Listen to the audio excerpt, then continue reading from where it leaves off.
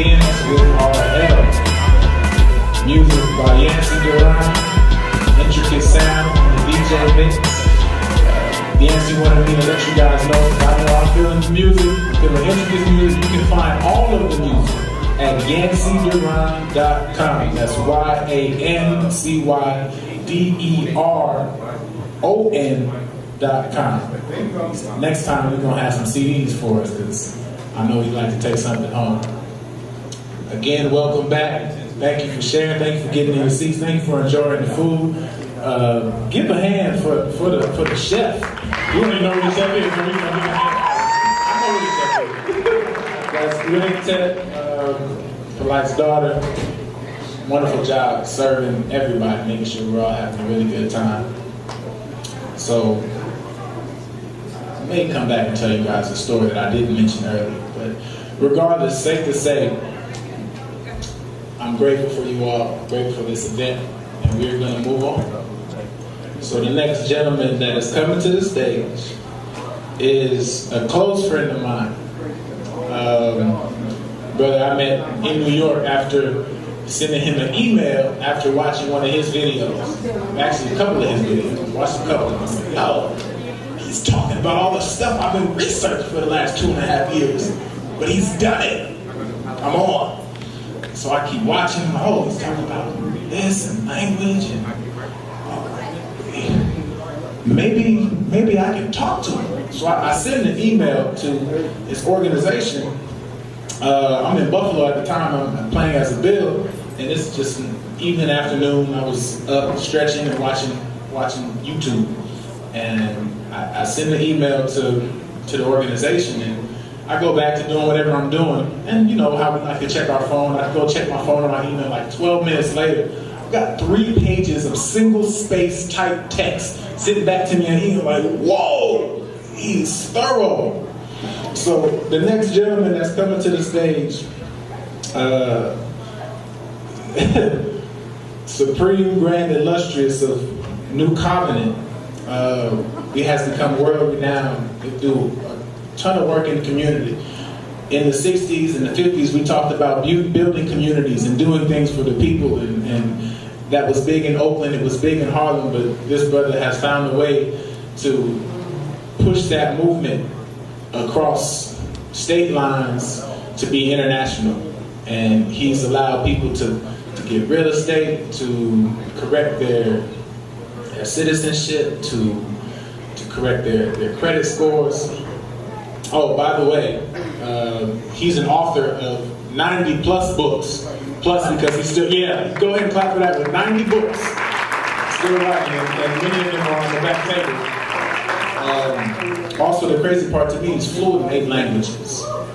Anybody that's traveled significantly, or even in one country, you can imagine what it's like to have traveled multiple places and assimilated these different cultural characteristics of these foreign lands. And this man has done it many times and has come back to share his wealth of knowledge. So without further ado, I would like you to welcome Nusut Amunre Sinatumre. You may know him as Brother Polight.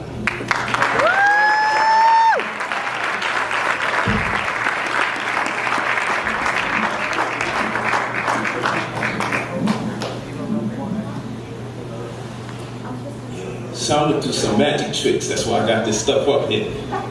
All right. But I'd just like to thank everybody for showing up today. It's always a great feeling and a great experience to see our people come in the multitudes to get information. Of course, every year I'm celebrating a diabetes-free year because it was over a decade ago where I went to Dr. Sebi and I got cured of diabetes.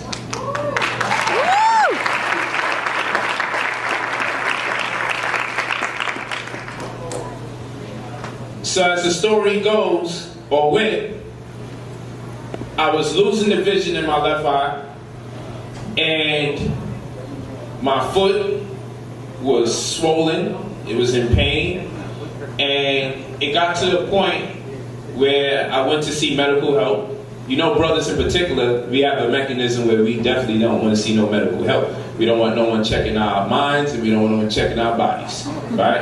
And of course, my wives are like, yo, you have to go get checked out because your foot is not healing. So I went and got checked out and found out I had gangrene. Of course, they were saying there's nothing they could do about that. So worst case scenario was I was going to lose a foot. So I contemplated on it and I said to myself, well, I'm going to keep this peaceful engagement that I have with my foot until the time expires and I'll allow it to be cut. But the pain tremendously started to bother me. The pain became more and more acute. So, went back to the doctor and they said I was in danger of losing at least my leg.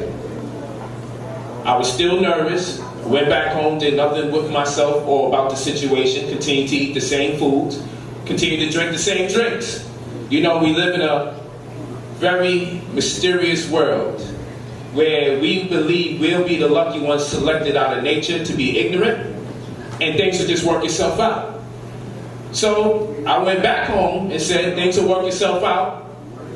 Maybe if I keep praying and praying and praying, and this is not a knock to nobody, prayer is very important and very effective. I prayed and I prayed and I prayed, and I went on back to my nigga business. Ate the same fried foods, the chicken, and everything else. So when I go back to the doctor, they tell me that this thing is going to spread to my balls. And that's when I start looking for a cure. Because I'm willing to lose a foot and I'm willing to lose a leg. But a nigga ain't about to lose his balls. I got situations that I got to deal with for the rest of this lifetime when those are required. So I decided it's time to seek some serious medical help at that time. And it is a shame that it took for it to go by the scrotum for me to beseech help. And this is why when I teach people, I always tell them, when I'm talking to brothers, I tell them you might lose your balls over the situation. Because it's the most effective approach towards getting help. If you tell them they're going to lose their feet, you tell them they're going to lose their eyes, they'll go on to live in the wonderful world that Negroes live in. But if you tell them something like that, that's stark, that you won't be able to reproduce yourself again. The psychology behind that accusation will make you respond in real time. So I went on and I found Dr. Sebi, somebody that I was schooling, and then also Dr. York suggested that I go to Dr. Sebi. And I came under the rankings of Dr. York when I first got conscious. So when speaking to Dr. York from prison, he suggested I go to Dr. Sebi. I didn't even know what or who a Dr. Sebi was. I didn't know if he was speaking another language. So it took me some time to find the brother, and one of his daughters assisted me and gave me a package. And my diabetes was gone inside of 21 days. 21 days. And it was hard. Because initially when I had to change my diet, you know how we do. I say, well, I'm going to just eat my last pizza today and I'm done. I ain't eating no more pizza. And I swear, Tony is a demon. That nigga must got scent machines inside the pizzeria or something. Because every time I walk in by, I smell it and I couldn't resist it. And then I eat one more pizza and say, today's the last day. Today's going to be the last day I have this pizza. I told my family that I changed my diet, but I kept sneaking the Golden Crust, get my last curry chicken. And at this point when I was looking to be cured, I just got put on to jerk chicken. Now that's a demon. If you ever had jerk chicken, that shit is a demon. Because I got put on the jerk chicken when I was supposed to let it go. So that was one of the hardest experiences during the anti-diabetes campaign I was on. Was trying to relinquish my clutches on the jerk chicken. And that's when I knew it was something special about Jamaicans. Because that jerk chicken, I could not resist. Someone caught the spirit off the jerk chicken. You know, no saving her, whoever did that. But the jerk chicken, I couldn't let it go. I kept sneaking and going back. And that's when I realized, you know, I always made fun of people for being crackheads. I used to hustle. And I used to look at crackheads and say, man, what's wrong with these people? They got no self-control. They crazy.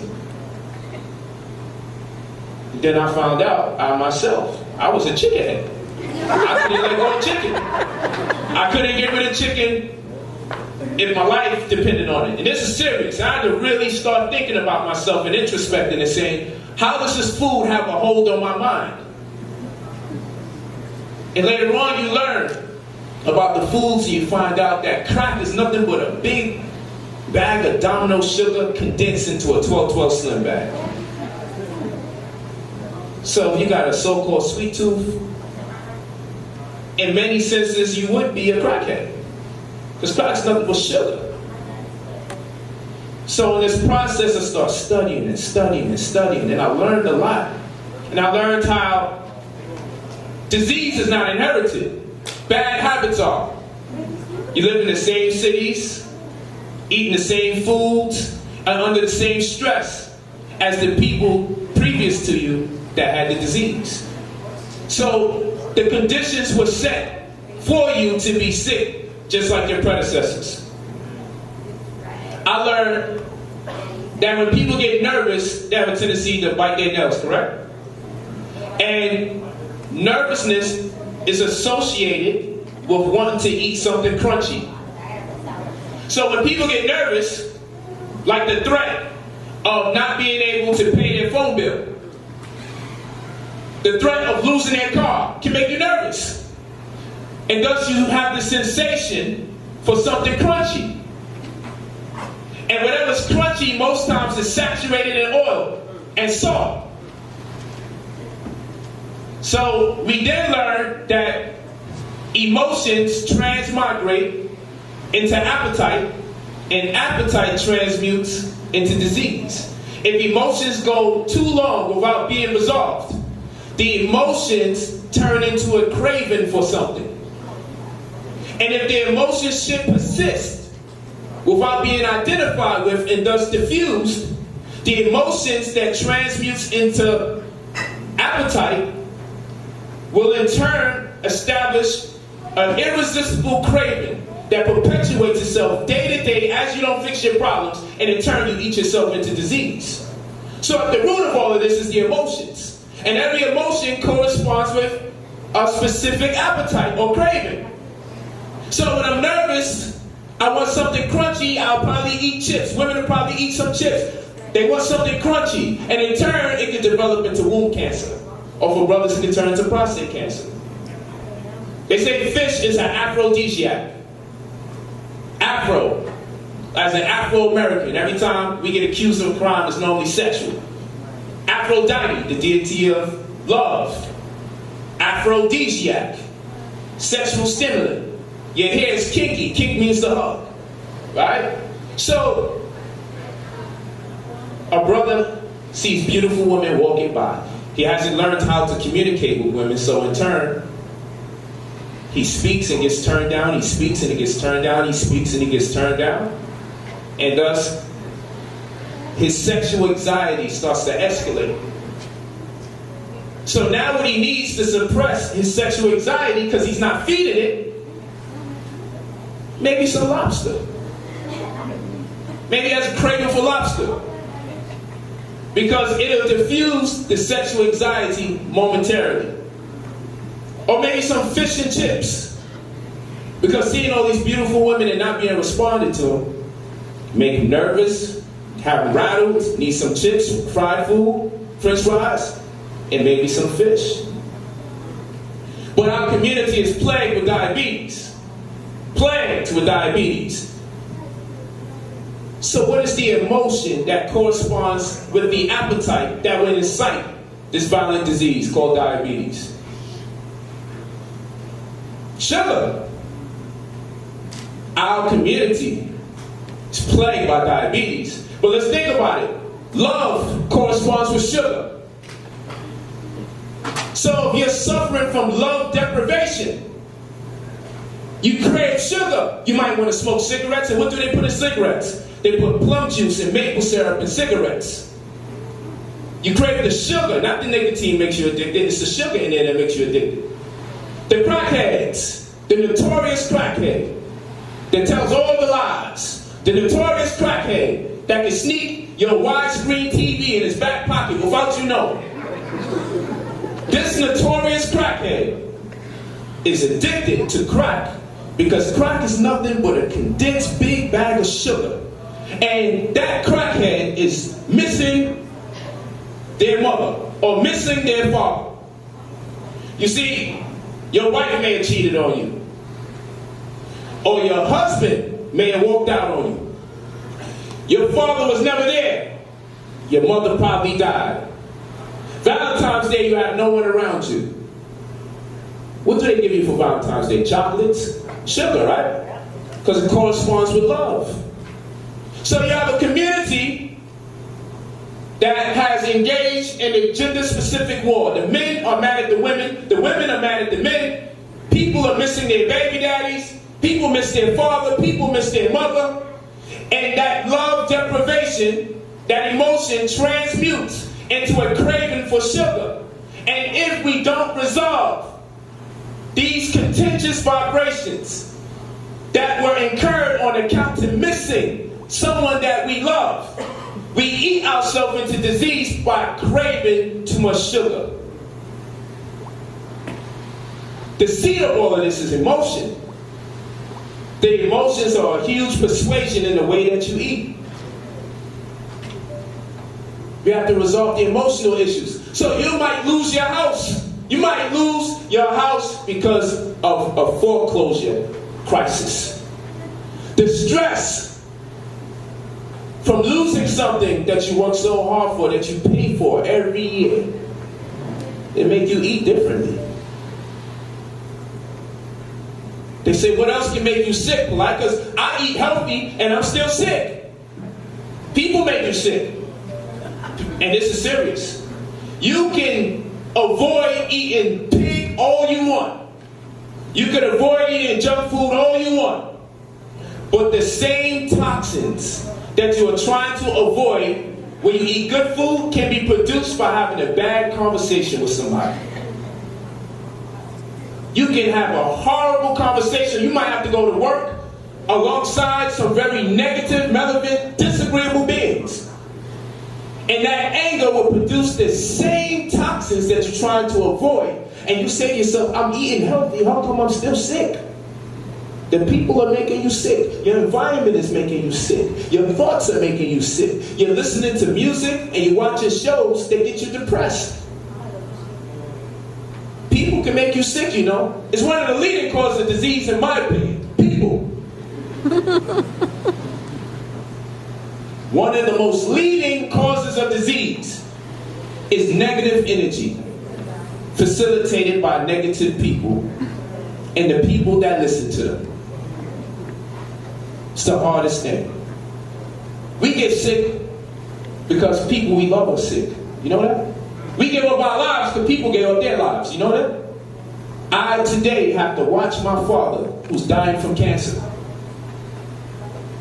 continue to eat himself into disease. So I just want to die happy. My father, who left me at age 8, and I'm saying to myself, what is it in me that even cares if my father leaves? I didn't know my mother, she died the week I met her when I turned 17. I tried to be a nigga and turn my back. I can't. So every now and then I go back to my father and I try to talk to him. And say, why do you want to still smoke cigarettes? Why do you still want to eat like this? I want to die happy. So what I gotta eat good for? I'm gonna die anyway. So I said, Pop, oh, you saving money? He said, yeah. So what are you saving money for? You're gonna spend it anyway. You know what it is to watch somebody that you love refuse to respond to this information? And sometimes it feels like I can get through to every single body. I met so much people here, Brother Polight, did this one, Brother Polight, I love you. And every time that happens, I think about my father and say, how come I can't get to you? See, those kind of things can plague us if we don't introspect and really think about this long enough. We are in a very dangerous situation. I was in this group. When I first got conscious, everybody was like, Black Power. I was with it. I raised my hand. Black Power. They said, Black Power. I said, Black Power. I said, God damn it, we don't kill the white man. I was all right. Halfway there. I was still there. Because last I checked, ain't nobody started killing them yet.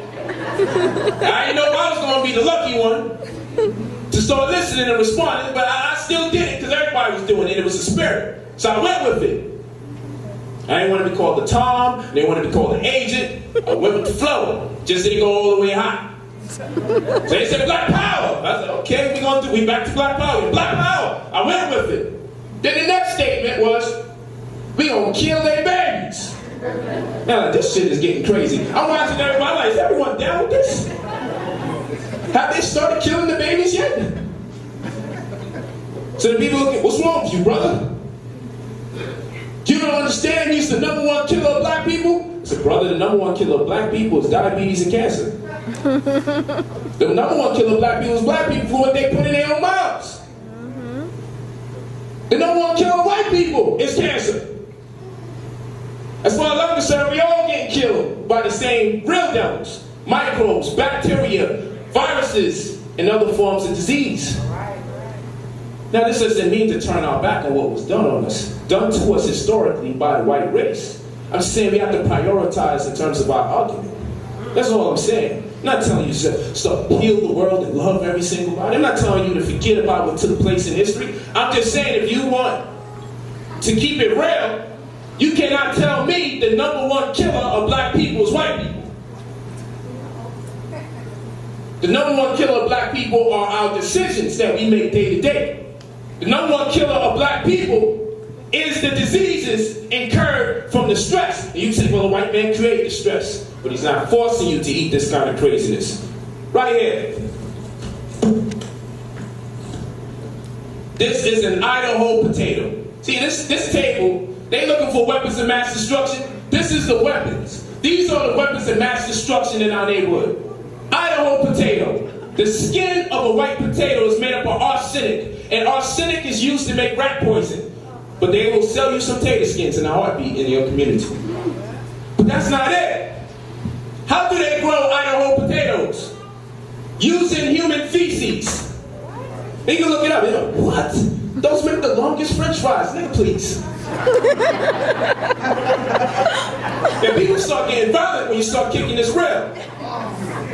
You can take away their religion, and that's very negative. But you cannot take away a nigga chicken and potatoes. I've been through some seriously violent shit for trying to take away chicken and potatoes from people. So I came with security today, because I know how people get once you start taking their chicken away. And I can try it. I'm prepared today. You got the drop on me last time. Idaho potatoes, they use this. They use human excrement, human feces to grow these potatoes. But that's not it. Y'all like these Doritos, right? We love it. And on any bag of Doritos, I want you to look at either the last ingredient or the second to last ingredient on any bag of Doritos. How many of you eat Doritos? Just keep it real. Many, Ashe. You said Ashe. That's what I said. I got security today. When a nigga say Ashe for some damn Doritos, you know it can get violent. It can get violent. Well, we gonna keep it real. Raise your hand, keep it real. Who's eating Doritos and saying I'm vegan? Because sometimes we think just because we don't eat meat, we safe. All right. Raise your hand. You eat Doritos, and you eat Doritos, you proud. There you go, it's okay. Now what I want you to do is look up guanidine, the last ingredient or second to last on the bag of Doritos. And you're gonna find out that guanidine is bat feces. Oh, I see many more of you was really eating Doritos. Some of you were shocked for no reason, apparently, because you didn't raise your hand. So seeing people holding their stomach, I was like, oh. Signs are showing. 60% of this audience has been consuming bat feces. Dang. Now, our ancestors didn't have to use bat feces to season the food. Never had to do that. Now, you look it up. Guanidine. All you gotta do is get you a bag of potato chips, look at the back, go up, type in bat feces in that term, guanidine, and you're gonna see that this is bat feces. Amongst many things you could use as an ingredient. Why bat feces? The only reason I pulled this up is because we eat this. But you see people say, black people are losing their mind. Oh, I hate black people, they're out of control. They're out of control because what they eat is a direct correlation between bad food consumption and bad thinking. Anywhere bad food is sold in a community, the thinking will demonstrate how bad the food is. It's a fact. That's right. You ever seen a shootout at Whole Foods? But you see it in front of them chicken spots, don't you? If you live in the hood, you know what I'm talking about. Why do you think I brought this lecture to Hollywood? This place costs like $11,000 to rent. Because I ain't taking away chicken from no niggas in no hood. I'm coming into Hollywood to teach this damn lecture. The shit I gotta drop is intense. I ain't doing this in no hood. You think I wrote 90 plus books and I ain't got no idea what I'm getting into? Mountain Dew, look it up. You can Google this. Who drink Mountain Dew? Keep it real. There we go. I see some hands. There you go. Who else drinking Mountain Dew? Because this side of the room front. Alright, there we go. He did one of these. I caught you though. It ain't that dog. I see you. They put dead baby fetuses in Mountain Dew. And anything I'm saying, look it up. Look it up. You'll see a bunch of search results and it's going to say, all you got to type in is dead baby fetuses. And then type in Mountain Dew next to it. That's what they use to make Mountain Dew. This is cannibalistic. They want us to taste blood in a very covert fashion. And you wonder why people are out of control. It's because of what they're eating. I have the fullest faith and hope in our people. Because I understand what's driving them nuts. Because I was crazy. Mountain Dew. And all you got to do is look it up. And this right here is the notorious. Fried rice and chicken wings. You know you love this. Fried rice and 2 wings and a free iced tea for about $2.50. Who could turn that down? Why the hell would you want to buy some wild rice the size of your hand for $6, $7 when you can get a whole meal? But the hardest thing that I see in this world is when a black man will spend $5,000 on some rims to put on his tires and $2.50 on the food that he's going to put in his body. It is the weirdest phenomenon you ever going to find on planet Earth. Which vehicle are we identifying as priority to existence? How can you spend $5,000 on something to put on the tires of your car and $2.50 on food? When did autism come into America? When Chinese food came into America. I'm not making this up, you look it up. Chinese food and autism run concurrent in America. Why? Because of MSG, monosodium glutamate. It tricks the brain into thinking that the food you ate was delicious, and in turn you want to eat it again and eat it again. All the while it tears away at your brain. All the while it tears away at your brain. MSG, monosodium glutamate. They also put it in Doritos as well. They got 14 other misnomers for it. In case you get slick and you wind up finding out what MSG is, they got monopotassium glutamate and all these other terms. You ever had Chinese food and you know you was full but you just felt like you had to eat another one? Well, when your parents cooked you food, even if it was slavery food, it was cooked with love, so when you ate it, it fed you more than this crap here. Even if there was poison in us, the love from the food was great. And our elders used to cook with what? Glass pots. You used to have wooden shoes on. Wooden shoes to get the sun from the planet Earth. That's why they call it souls. S-O-L, soul. Sun. The soles of your shoes. Ain't nobody gonna start walking around wearing no wooden parts of their shoe today. Somebody get beat up for doing that. So they got us wearing this rubber that resists against gravity in the concrete when you're walking and is shaking your organs up every time you walk. And then the food is being cooked in these nice looking iron looking pots that's making the food acidic when you cook it. So now you're thinking you're alkaline, and I got me some nice kale, and I got me some red kale over here, and I got some asparagus, and you cook it in that pot, and the pot is making the food acidic. But your elders used to cook with glass pots, and it never compromised the alkalinity. It never compromised the integrity of the food that you cook. We didn't know why they cooked in glass pots, and they probably didn't know themselves either. Ice trays. They're porous, plastic. Back in the days, was the ice trays plastic? There's some older people than me in here. There was no plastic ice trays. Junk was metal. So someone with your red number 40, blue number 1, yellow number 6, and your child takes a running start into the wall, and you wonder what's wrong with him. Not regular running start. He gonna go to the opposite side of the room, his back against the wall, and he's gonna take a running start over there. And you say, he was so smart when he first was born. Why is this happening? We all do it from time to time when we look at our children. Nobody wants to say their child is slow. No one wants to say, I'm starting to question my child's IQ. No one wants to do this. We stay in denial on purpose because no parent wants to bear witness to this atrocity taking place. But it's not your child, so you can rest assured it's not your child. It's the food, and they got this convenience store, right? On the corner, just before your child has to go to school, they stop there to get their candy. They knew everything the night before, but when they went to school to perform, to demonstrate their intelligence, they lost it. And you say to yourself, I saw my child study last night. I helped my child study last night. How come they just lost it like that? Because the sugar's tearing away at their brain. Tearing away. And then they have the nice milk that they offer our children in school.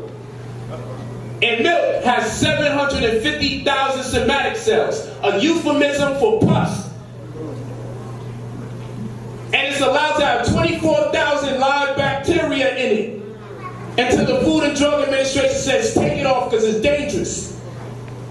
And it's allowed to be pasteurized, a process in which they use radiation to prolong the shelf life of the milk. So you're drinking radiated pus. And then saying, how come little Johnny can't put it together? How come he can't carry the one? The one is carrying him away. He's lost now. It's the milk. And mix it up with the arsenic skin of the white potato that was grown in the interim of using human feces. And add it with the Chinese food he gets after school with the monosodium glutamate. And couple that with the red number 40. The blue number 1, the yellow number 6, that tears away at the brain. So now you say it's time to get conscious, it's time to eat healthy. Nigga, I'm buying soy and tofu. Do you know how murderous it is? Learning, the more you learn, the less you know. So I stopped eating meat and everything was soy and everything was tofu. Then Sebi had to crush my dreams all over again. Because you know we think if it ain't meat, it's healthy. Now my carrots ain't good, I'm like, this guy, he going nuts. Every damn thing wrong. What's wrong with him? So I start, ordering beef and broccoli without the beef, because that's what we do when we first start transitioning. You know how we do. When we first start transitioning, we get the same food. People don't understand this. You say, can I get beef and broccoli without the beef? Can I get a ham and cheese sandwich without the ham? So I eat this beef and broccoli, man, and I'm watching this DVD. Broccoli's acidic as hybrid. What the hell is wrong with Sebi? This nigga's nuts. He's fucking with broccoli now? That's all I have left. Where the hell am I shop if he took away carrots and broccoli? And this was tough, man. This was some tough stuff I was going through. He took away, taking away broccoli from people who stopped eating meat and carrots. It almost feels like I have nothing left on this planet. Then I find out they name a toxin after the carrot called toxin. And it's an accumulative poison, so it doesn't hurt you now, but if you should continue to eat carrots year after year after year, they name a toxin after the carrot toxin. And it destroys your central nervous system. It makes you do this when you get older after eating all those carrots. But I'm in awe and I'm in shock. Because I'm saying, why the hell did I grow up watching Bugs Bunny eat these carrots so much? And why was they telling us that it's going to increase your eyesight when in fact it does the very opposite? Why did they tell me milk does the body good? Because it has calcium. Then when we start studying science, we learned that every calcium has to be accompanied by a magnesium, a 1-to-1 ratio. If calcium is not accompanied by magnesium, the calcium will tear away at your bones. So you have the women drinking all this milk. But why is osteoporosis so high? Bone density issues. What's one of the first things that go when women have osteoporosis? One of the first things that goes is their hearing. It's called bone conduction loss of hearing, because contrary to what a lot of people believe, they believe they hear with their ears. You don't hear with your ears. You hear the middle ear, the incus, the malleus, and stapes. And these are bones that's inside of your ear. That when vibrations are made, it shakes the bones in your ear, and the shaking from the bones in your ear impacts the cochlea of the inner ear, which is the liquid that's in the air, with hairs suspended on it. Your hairs are the antennas. So based on the way the inner bones in your ear, the incus, malleus, and stapes, these three tiny bones, based on the way they shake, they cause the cochlea, the water in your ears, to shake, which in turn causes the hairs suspended in the water to shake, which sends a neurological message to the brain for understanding. So when you start losing bone density, you start losing your hearing. And if you're not aware of what's inside of the foods, women menstruating every month accumulate higher amounts of copper. The metrium fluid in the womb, so it's raising the amount of copper. So if you're not aware of what you're consuming, you might suffer the fate of a form of toxicity per element. For instance, if a woman is menstruating, her body has a higher count of copper than normal. So if she starts eating mushrooms and almonds and all these other things that are high in copper, she winds up suffering from copper toxicity. In turn, she gets this migraine, most times on the left side of her head, which is a sign of copper toxicity. And then she becomes a burden to herself, and in turn she becomes a burden to her family. And everyone says this black woman is going crazy. But we eat ourselves into these situations. And it's the brother that's buying this food poisoning her. So it's a matter of science. I had to learn these things, because my wife was crazy. I had to start doing research. I started realizing that black women aren't crazy. I thought she was, so it led me to research.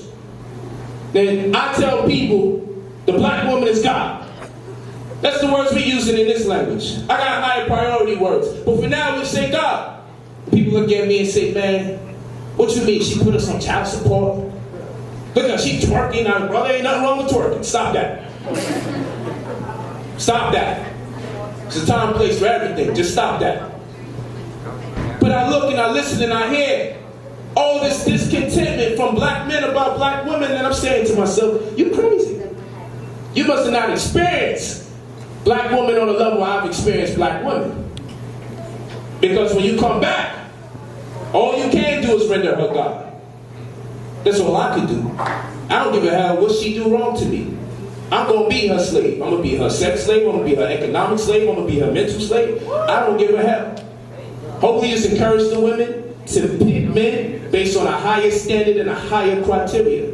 Because if she wants a gangster, the community is going to become gangsters. That is the power of the woman. If she wants a scientist, the community is going to have tons of scientists. The women in my household, they like authors and they like lecturers. So every time they cross their legs while I'm teaching, I start dropping some more deep shit like, yo, it's going to go down later. They know exactly what to do. I am a slave to the black woman. Why should I not be? She made me. Don't you know that when a woman is born, she's born with all the ovate cells she will ever have? Egg cells, ovate cells. What does this mean? If a woman is born with all the egg cells she will ever have are ovate cells, she's born with all her potential children. Which means that every child is a summation of every experience that has transpired from the time she was born and continuing, which perpetuates itself from their mother. So, dictionary definition of God is anyone or thing that is in control of a specific aspect of creation. I have to render her that thing. Because everything that a woman experiences from the time she is born has an impact on her potential children that were not yet born. Just think about that. The black woman is our priority. Anything that takes place when she's 3, 15, 20, or 30 affects her future progeny. Stress, anger, disease, conflict, broken hearts, Our children are born under these conditions because we're neglecting the fact that her potential children have already been born. So since she's our God, then if that be the case, we have to nurture her. We have to be humble. We have to be patient. I'm not doing that for no woman. And I'm like, bro, you're a homosexual. You say you're against homosexuals. You say you hate homosexuals. You say you want to kill the faggots. This is what you say all the damn time. I tell you, worship this woman, you get mad. I worship the woman. It means to honor, it means to respect. I worship the ground the woman walks on. I have no choice. I have no choice whatsoever. It ain't something that I was born to and I try to convince myself. It's an actuality. It is an actuality. Who else should I worship? So somebody asked me, so the woman's your God? Yes, she is. I thought you liked the Kemetic doctrine. Brother, I say yes, I do. They said Amun-Ra is the hidden power of Ra. And he stands at the head of the pantheon of deities. Or Nechiru. Amun-Ra means the hidden power of Ra. Or the sun. Because they didn't have to speculate about the sun's energy. They knew it was the most highest form of energy that went detected and unspeculated upon, that they bear witness that there's a hidden force behind it that affects us every day of our lives. Thus they rendered it Amun-Ra. So what that got to do with your wife? Well, the image that they used to identify God in the Egyptian culture was a flag. That's the image that they used to identify what they call nature, or nature. And when the flag blows, the cloth moves, and the cloth is moving because something you can't see. But they're aware that something that cannot be seen is having an effect on the seen, tangible world. So they rendered that nature, which is a cognate of the English nature. So what can we learn from the indigenous mind, the mind of antiquity? What can we learn? That if we bear witness to anything we can't see, it has to have a corresponding seen attribute. No spookism. And is everybody right to identify with something unseen that corresponds with something that is seen that we bear witness to? So my wife, when I was in prison, in and out of prison, she was there every jail visit. She could have left me alone. Her mother was saying, leave him alone. And everybody had the right to look out in her better interest because I was a madman.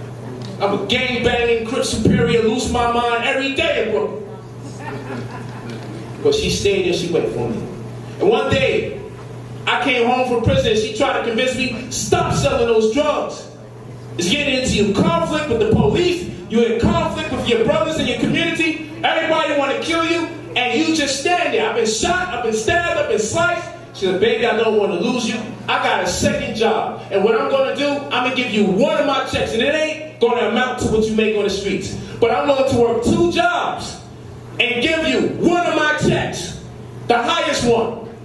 And I'll keep the second one. And if you need some of the second one, I'll give you a piece of that. That's when I stopped and I bear witness to God. Because I said, what is it she sees in me that I didn't see in myself? That she's willing to sacrifice her time and her energy. The belief in what? What do you think I'm going to become? What are you investing in? My world was money. I'm like, she's investing in something. I'm like, my anaconda is good, but I don't know about all that. This is getting intense. Why would she do so much for me? For what reason? So I start to introspect for the first time in my crazed gang-banging mind. Say, why would this black woman do something like this? Why would she get a second job and give me her highest check every week for 6 months just to stop me from selling drugs? At the 6-month mark, because I was slow, it just dawned to me that this woman loves me. And I ain't love myself. But that what she has done for me, no one can see. You cannot see her love with the visible eye. But I bear witness to God. What they call God, I bear witness. Because something unseen to the naked eye has impacted me physically. It makes me want to wake up every day. Her love. It drives me to teach a powerful message. Her love. It makes me love myself. Her love. So I bear witness to something that you cannot see. I can only try to articulate it at best to you. So we venerated the air, Because we knew without air we would not live. We venerated the sun. We worshiped and acknowledged it. Because we knew with no sun we would not live. It's our right to identify with the creator or creators in our own individual capacity. That belongs to nobody. You can't give me religion. It's a personal experience that we all have the right to. I don't have to share the same exact experience with you under a certain umbrella and call it a certain name. But the unseen experience that I bear witness to personally, that demonstrate to me what people have been considering to be God. I bear witness that there's a higher power that exists only because I bear witness to the physical corresponding end result of the unseen. And in this particular case, it would be love. It's the love of my wife. Jesus made me want to wake up every day. All right, nigga, keep believing that. Knock yourself out with that one. But we undermine life. We into necromancy. Mention a nigga that died, and everybody celebrate him. Everyone celebrates the life of a dead man, but they don't want to celebrate the life of a living woman. The very woman who gave birth to you. The very woman who risked her life giving birth to you. They got our women laying down horizontally against gravity, trying to give birth to people. Would you take a shit laying down? But they want you to lay down to give birth. The child starts rotating to go south to get ready to come out the womb. The uterus starts rotating. The child is born. The only thing that can shift that uterus back at that point would be for that woman to breastfeed. And when the child pulls off the nipples or the mammary glands of that woman, not only does she start losing the weight that she gained for birth, but the womb starts rotating back into its original position. But if she doesn't, that uterus that shifted now causes a biological earthquake. The spine is compromised. So the flow of electricity can't go straight to that brain. And now she's suffering from some form of psychosis because she's been doing something unnatural. Like not wanting to breastfeed the child because my titties are cracked and it hurts and, the child don't want it no more. So now she appears to be crazy. Because she didn't do what was natural behavior. Have you ever seen a shootout with black men standing up like this erect shooting each other? No. Bad posture is linked to insanity. So they go like this. No one has shootouts and no one has fights standing straight up like this. Because if you were standing up like this, the electrical current wouldn't be compromised, and you would know this makes no sense. Have you seen yourself when you're angry? You get mad, you go, I hate this. Shit, that's your cell phone, these are glass pots. Then you have to stop and say, now who's gonna clean this up? You ever talk to somebody on the phone, get so mad at them, you throw the phone? Your phone, not no one else's. Your phone. And then you have to stop and look at yourself like, damn. Now this chick caused me to have to buy a new phone now. Helpful. I'm telling you, I come a long way. I come a long way. And it wasn't until I changed the way I ate.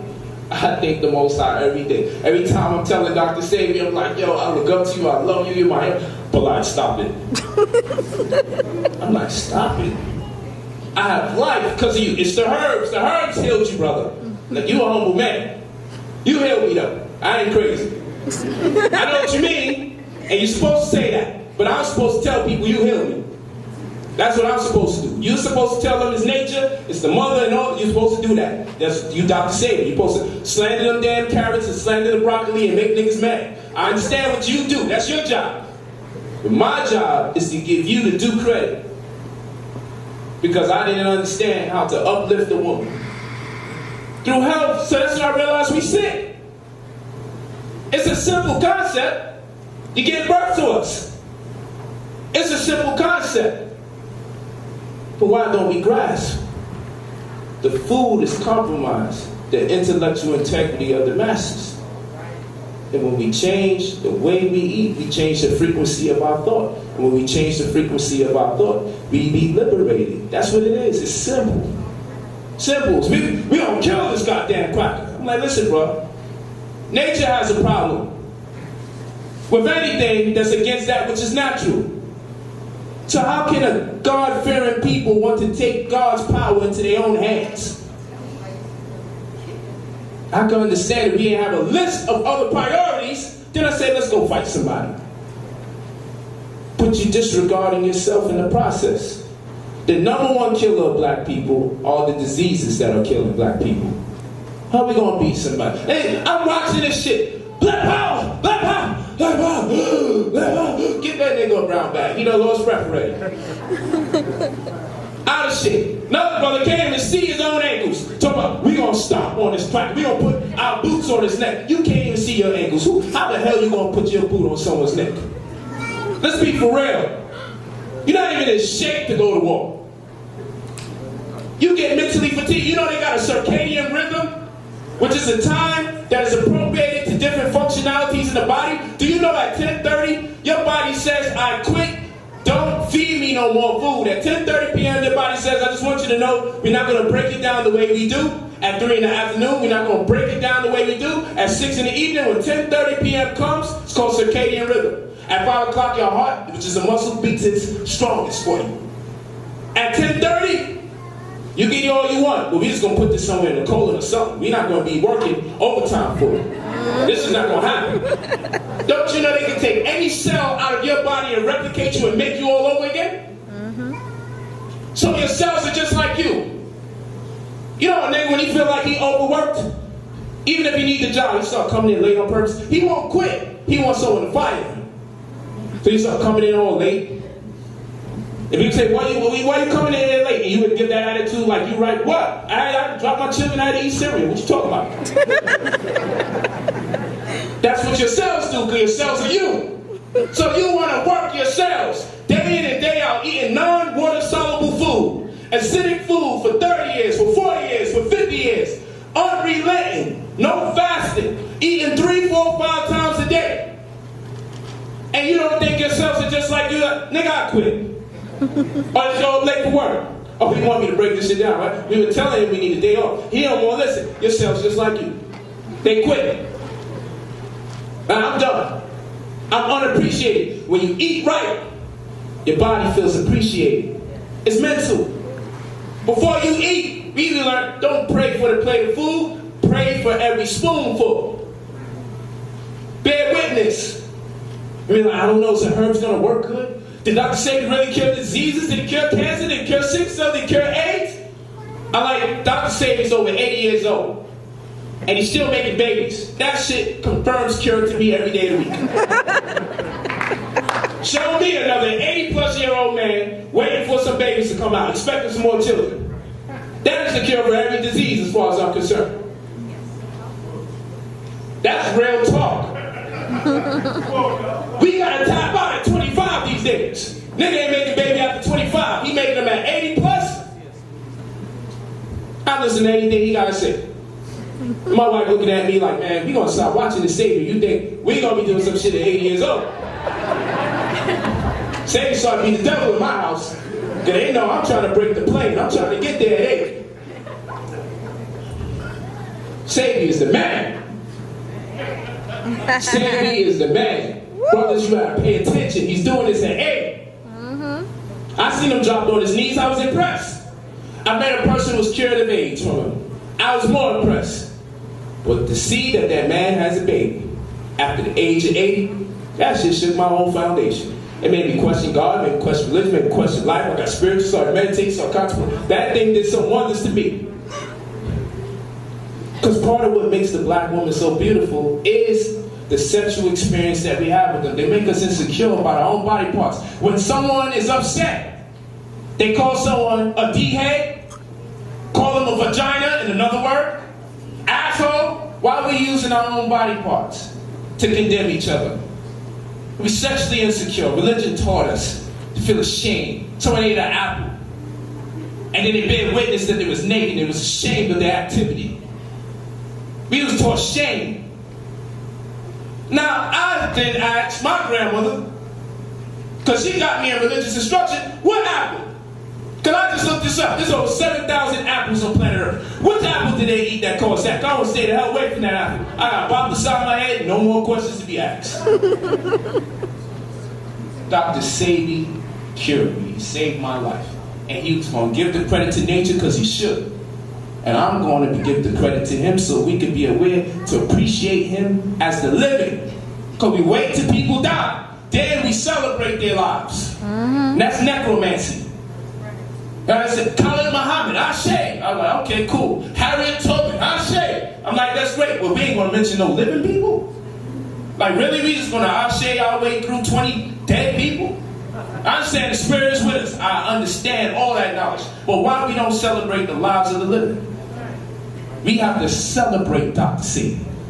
I pray every single day that I don't take this brother from us. And you should too. That's right.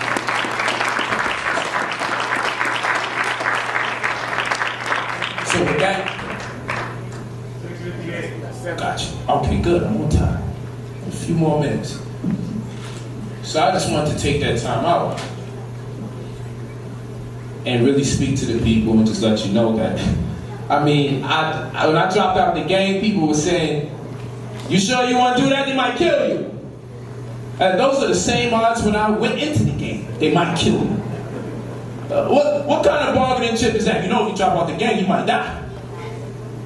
Like, nigga, there's a high probability I was going to die when I dropped in. So at least I can say I'm doing this for a purpose. We have to burn our desires out. And if we don't, our desires will burn us out. I'm happy to be alive every single day, and I always have to give it to that man, Dr. Sebi.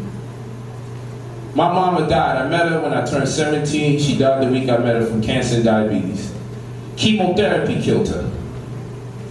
The medical institution is not trying to prolong life. They prolong death.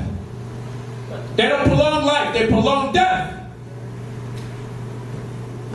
They don't care about the quality of life. So long as you're alive with your eyes open, everyone's supposed to be satisfied. But what about the quality of life? But I didn't have this information, so it plagues me every single day. To only have 7 days with my mother. It plagues me every single day. Every single day. It haunts me, because I didn't have this knowledge. And a few years later, after she died, then I acquired it. That's not to say she wouldn't have rejected it, but I never know. So that's why we have these classes and these speaking engagements.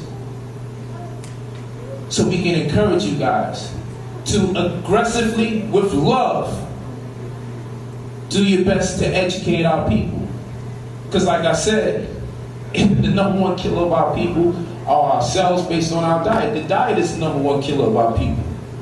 Not no white man, and this is not to take no pressure off no white people. This is just to simply say the diseases are aggressive. Cancer is violent.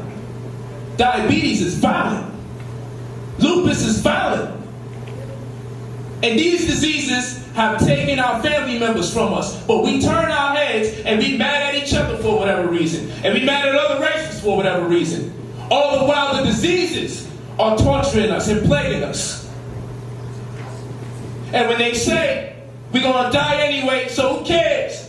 I always say, you're going to spend money anyway, so why save it?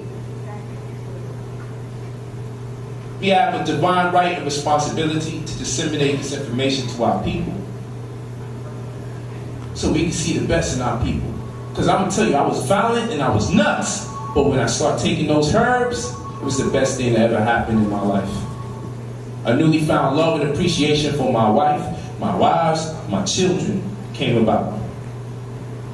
Because I started feeding my cells.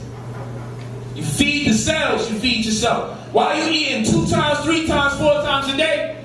It's because the parasites in your body are eating first, eating second, and eating third. Then the 4th time around, you finally get to eat.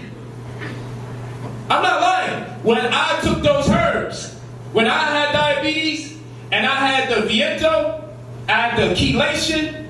Back in that time, it's called chelation and CC4. when I had the sea moss mixed with bladder racks, when I was taking all these different herbs, and I was boiling my John John mushroom and drinking the water, had my cascara sagrada, boil it into a gallon of water and drink some more. I went to the bathroom one day and worms came out. It was a scary movie all the way. You don't know what it is to have a worm come out your ass and look down ready to flush the toilet and see some shit cracking out of the fecal matter like a log. I closed that shit, I sat on it like it was about to explode. I called my wife, I called one of the brothers in the house, and I asked him to sit on this toilet with me. I said, what the hell is wrong? Sit on this shit, it might grow. It might grow. Just sit on it. You can sit on the left, sit on the right, I sit in the front. So we having a conversation on my toilet. This is a true story. I just begged him, I'm crying. I'm crying. This is a true story my wife will tell you. She's standing right there, I'm crying. They said, what happened? I said, a being came out of my ass. A being. I said, a being came out of my ass.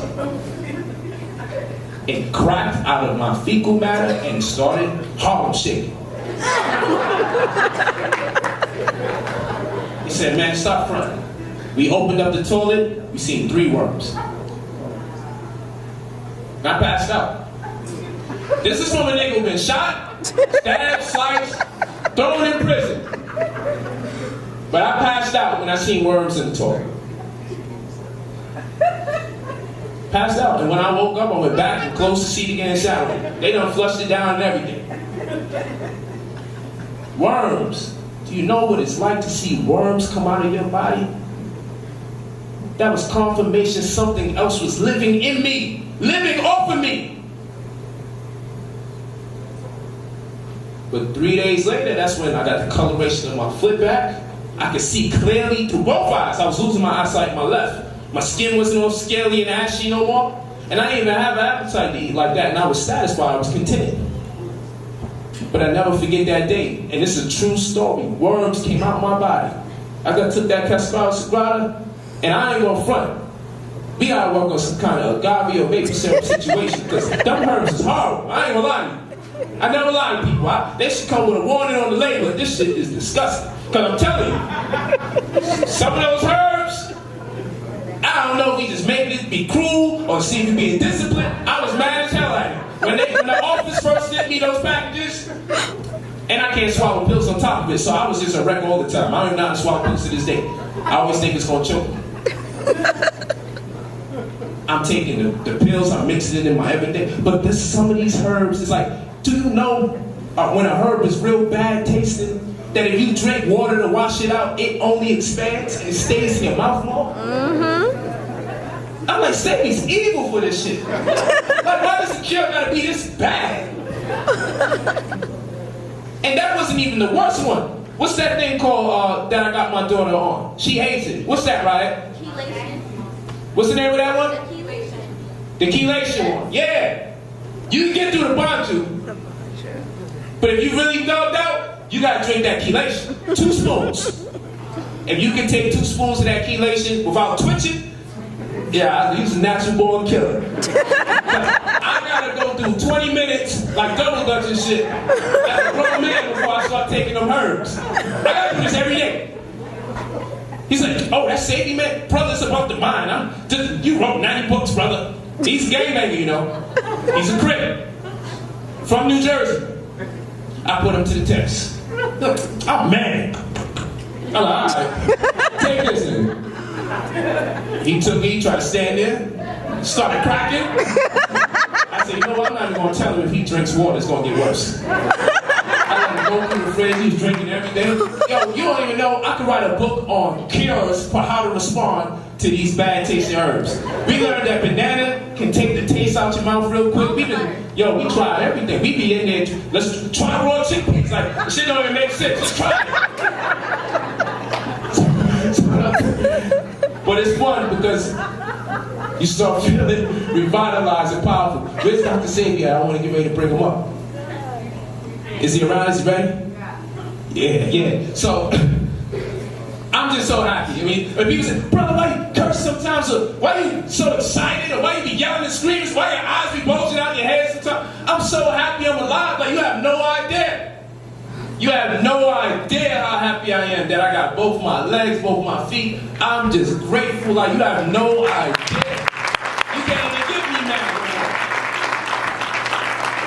And this is a man who got his life back. So I had to stop the gangbanging. I had to just come to another world. And I got to thank my brothers in them for helping us organize, because he got Bloods and Crips now organized in New Jersey. Vegan Crips. I actually said, wait. Vegan Crips. But that's way better than the vegan crackhead I met. I met a vegan crackhead when I used to eat meat. That was the weirdest situation ever been in the world. This lady just finished smoking crack and gonna tell me how the McDonald's burger ain't no good for me. If you ever met a vegan crackhead, that shit will change your whole world. But years later, I find out that even this crackhead had the knowledge. You can't turn people down. Something might come through them just to communicate to you. Don't turn them down. That vegan crackhead probably was an angel in disguise with a sense of humor like mine. But these brothers, they're making strides, strong efforts. But at this moment, I want to bring up a brother that is no stranger to this reality. I want to bring up a brother who means everything to myself and my family, because one of my wives had anemia, and she no longer has it as well. She's the one that was dealing with the tickets. Y'all probably paid for your tickets at the front. My wife, Ra'et, she had sickle cell anemia. Sickle cell anemia. And she's the one that was collecting the tickets, ticket money at the door. She no longer has it. She no longer has it, thanks to Dr. Sebi. So when I say this information is the truth, don't let the people that's hypnotized fool you. I took my daughter when she was 3 years old, going on 4, to my father. He said, man, she looks so beautiful. He said, your daughter looks so beautiful. So strong. He said, how old is she now? She turning 4, Dad.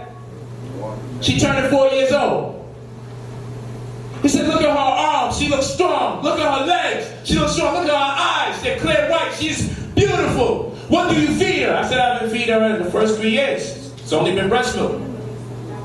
He said, man, she looking weak. Her knees look like it's gonna break down. Her eyes look like she's about to cry. This is what we dealing with. I remember my wife went natural. And her mama cried and said, why you let yourself go? What happened to you? I leave my daughter around her grandparents. They doing us a favor. I've been waiting for this day. They pull out the mac and cheese, the ice cream. I'm like, oh, these niggas nuts. And they, no, we gonna do her a favor, man. You can't do this to her. They gotta live. I'm like, I gotta take my child from these people, man. They all say, wow, they crazy. They crazy. How many of you experienced something like that? People doing your child a favor. A mac and cheese favor. A chicken favor. A fried chicken favor. Who the hell gives fried chicken favors? Only sick people. So without further ado, I would like to bring up the healer, the master healer of all ages. I want everybody to stand up. Stand up. And let's give this man a round of applause.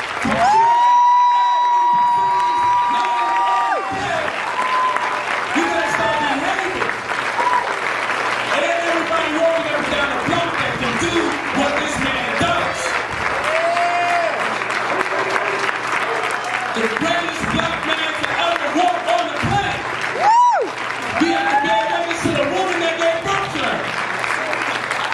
Ain't no man gave birth to this man, it was a woman that gave birth to him. So let's honor his mother as well while we are. Let's all honor Dr. Sebi's mother. Keep the applause going. Let's honor the woman who bared the womb that let this man go. Give praise to his mother, because man to ever walk on this planet in our era, as far as I'm concerned. Dr. Sebi, y'all give him a round.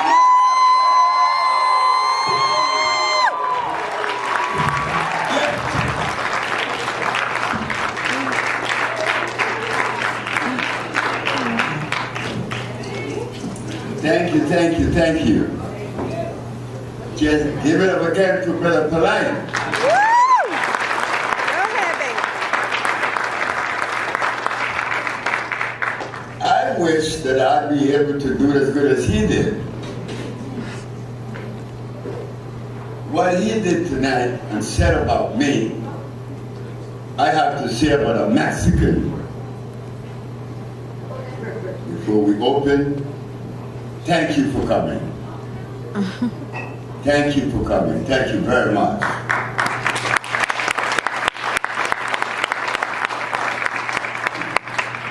I hope that I will be as good to you tonight as you has to me by coming. I know you had many things that you could be doing, other places you could have been, but you came to share this moment with us tonight, and I appreciate that. I was in Honduras, having a ball. I mean, I was bathing in the thermal waters, enjoying the sauna, drinking the good herbs fresh in the village of Usha. And Jenny called me and said, "Hey, you forgot Brother Polight's speech in Los Angeles." Oh my God, I said, I have to leave. My little girl is 4. She just turned 4 on the 26th of February with Erica Badu and my mother. Wow. Same birthday with my mother. I want to be with my little boy. He's only 11 months old. He'll be a year on the 28th of March. I had to come to Los Angeles because Brother Polight, as much as he means to you, he means to me. He means to all of us. We love him. I love him. So tonight, I want to take time out to show why there are so many misconceptions about healing, about nutrition, about cures. In 1964, I went to Mexico with my disease, diabetes, impotence, asthma from birth, angry, insane, just like Brother Polight. I was in an insane asylum in New Jersey. In 1961, I was crazy. But I didn't know what to do. Nobody could help me. I went to Chinese herbalists, I went to allopathic, I went to homeopathics. I went to everybody. Finally went to a Mexican, and he's going to tell me about me more than I've ever known or heard from anyone that was black. A Mexican? Yes, a Mexican. He said, he asked me, "Where you from?" "I'm from Honduras." He said, "Man, we cannot talk. Black people doesn't come out of Honduras.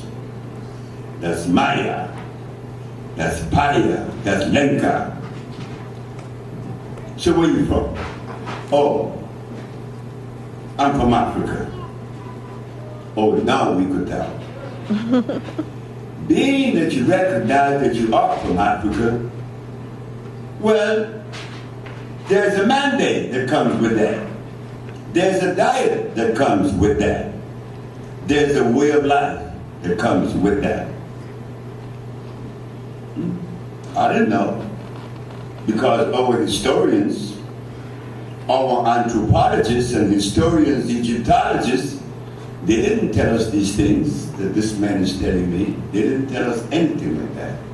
About a diet, the only individual that alluded to it and showed us was Messenger Elijah Muhammad. He said that he gave us the wrong food to eat.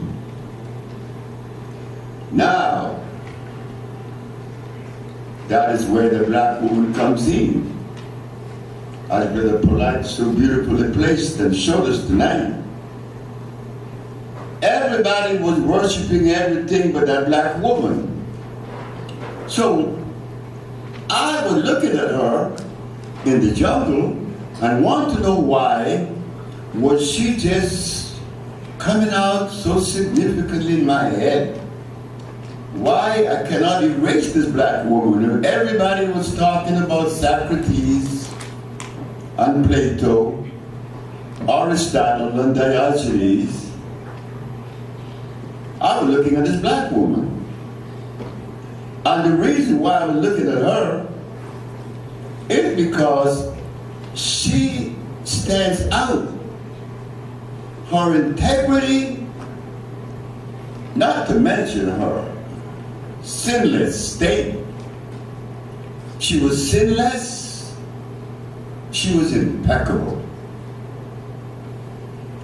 But my friends in Los Angeles at the time, I'm talking about 1970, they were onto philosophy.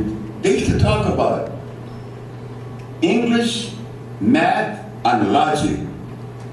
Well, I could never connect those three subjects with Blackism. English, math, and logic. I heard that consistently over a period of time. I still couldn't connect it. But I had to remain silent because I didn't have anything to say.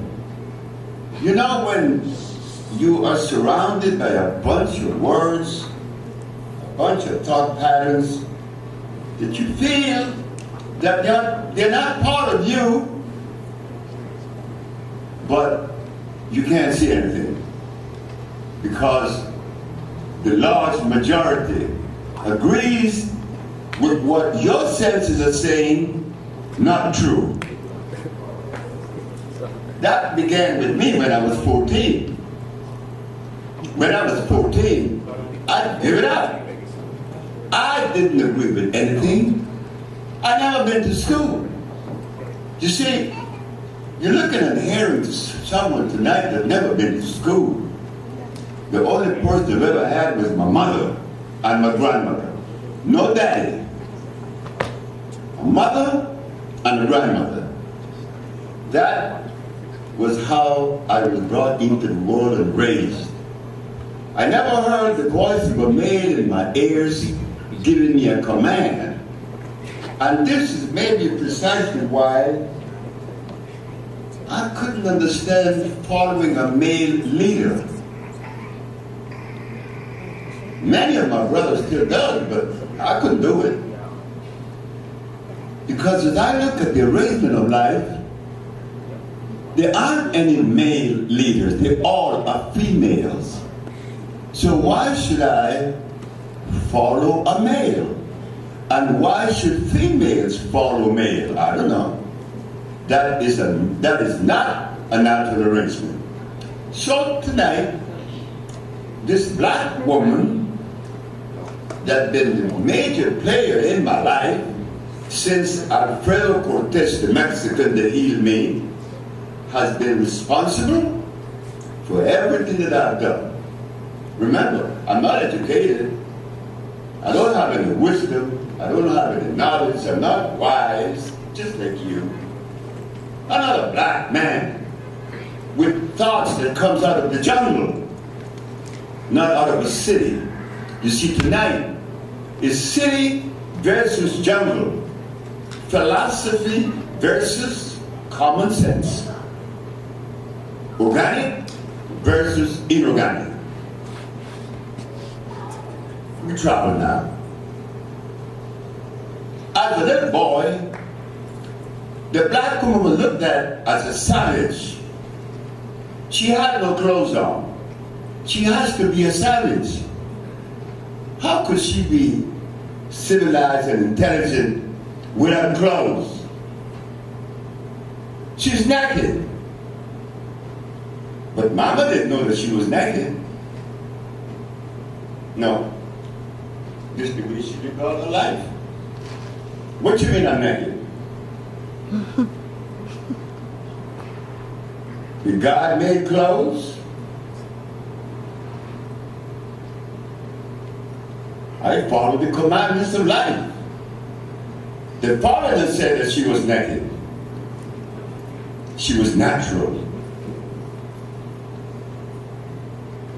This is going to come out in Brazil with me, a Mexican, a Frenchman, and a Russian. The Mexican is making fun of the Frenchman, telling him that Frenchmen aren't as good as Mexican because Mexican make tequila. The Frenchman responded by saying, Raoul forgot who makes champagne. So all of us started laughing.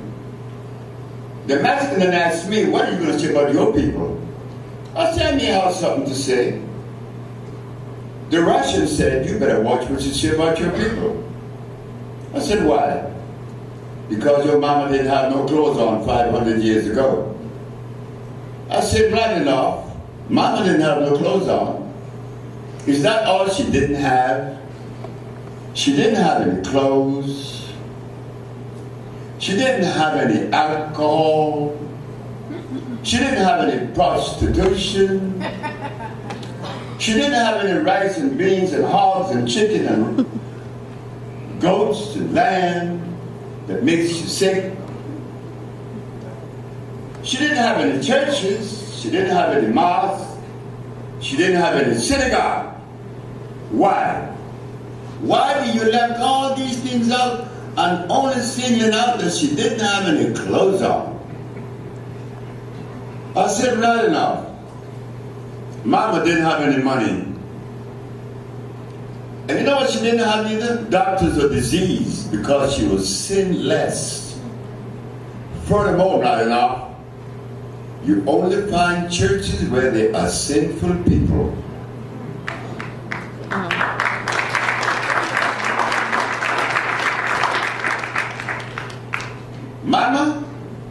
Mama didn't have to worry about vitamins and protein, enzymes, and the rest.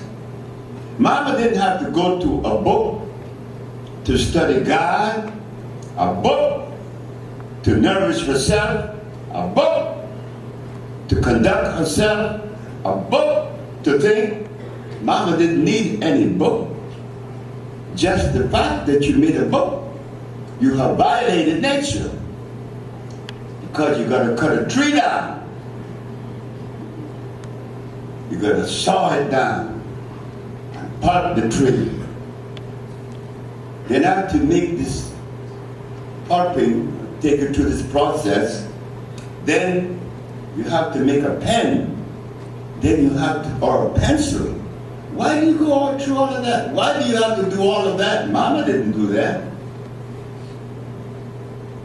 Tonight, you have to agree with me that things function best in the natural state or in the natural form than in their altered state. You do agree that in the natural form is when they function best at the ultimate level of expression. If I tell you that I am an Afro-American, I am telling you that I am a hybrid.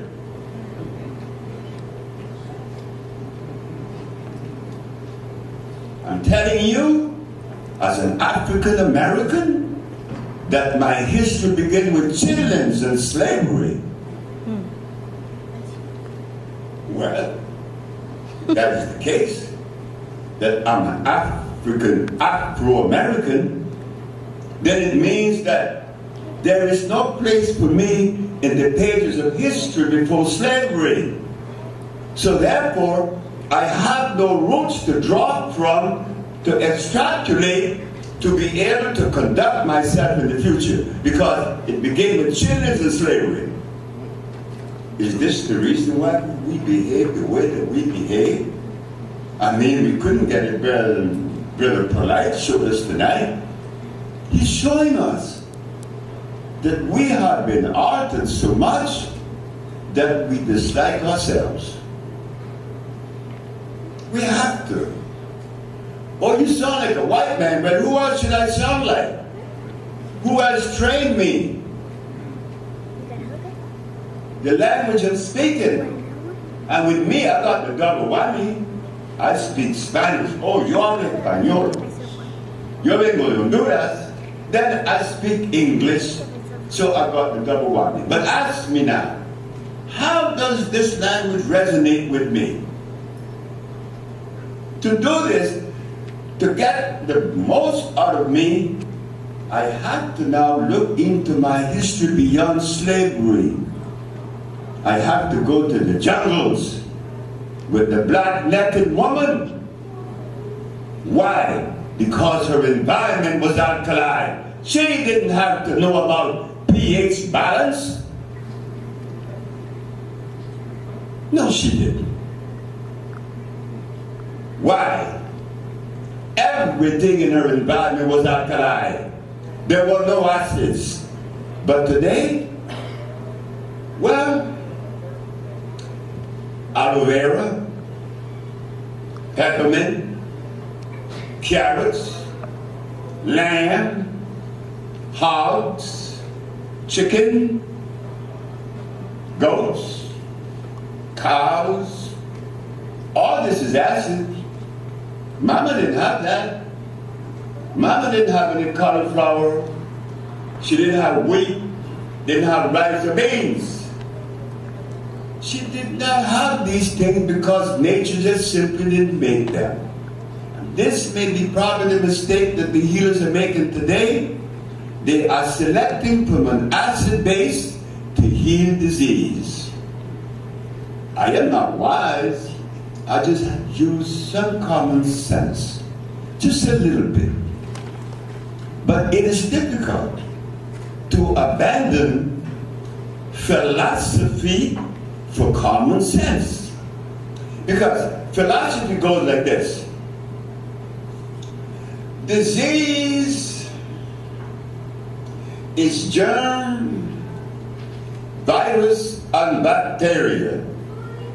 That's philosophy.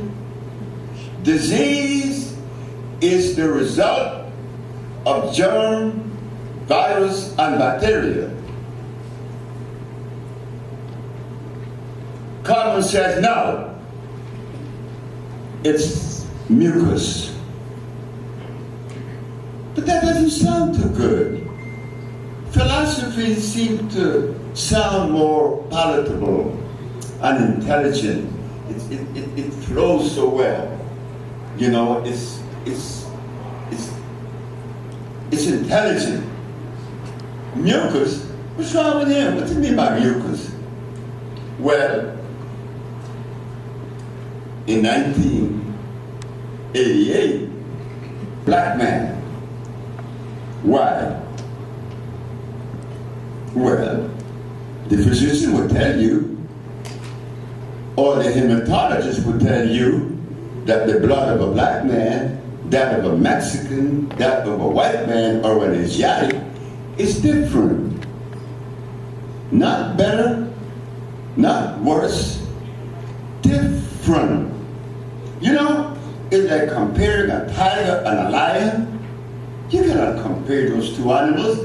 They live in their own special life journey and expression. You cannot compare an Eskimo with a black man of the jungle because they do not live in the same environment, nor they look alike, nor they eat the same food. This difference that we see that was arranged by life has never been addressed. Yet, in this compromised state, under this umbrella of acidity, I am a scholar. I know all the scholarly works that there is required to reach a level of understanding that is known as what? Intelligence. My brother was one of them. He was a theologian. Me? I didn't even go to school. But he was a theologian. Whatever that is. I don't know. And I don't know how that connects the dots with our situation that we're facing today that is disease. Everybody is diseased, including me. Why should we be? 500 years of being deprived of food, that tells you another story. How strong is the cells of the black man? That he had been starving for 500 years. So what keeps us alive? Oxygen. That's the only thing that has kept us alive up until this point.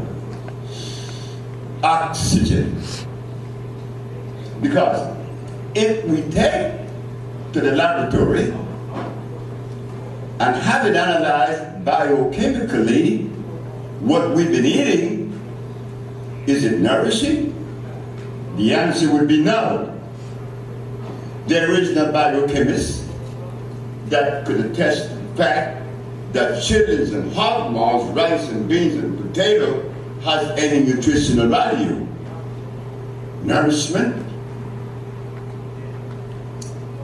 No, my brothers and sisters, nourishment are electrical. Nourishment is electrical. It isn't starch, it isn't oil, it isn't dead meat. It is electrical impulses. Electrical impulses, well, that's what Mama had in the jungle, but they didn't notice that. All they saw was a naked woman, not a natural woman. Then some of us that supports this idea and this philosophy that Mama was naked, we said too that she was a savage. Their religion, now which is the religion that doesn't describe Mama as a savage? All of them does. But when I look at her, I saw something different. I saw a very ethical woman, a shameless woman. I saw a society that my mama could walk around without no clothes and nobody is bothering her. What kind of morality were they practicing? And if you think that this is something other than good, tell your mama to take her clothes off now.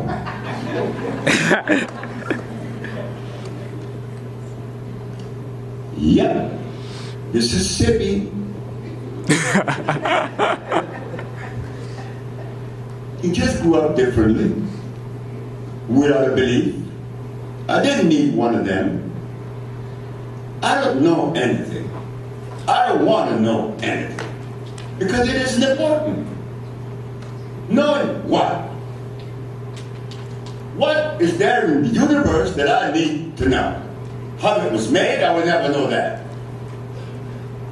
Or was it made? Was the universe made?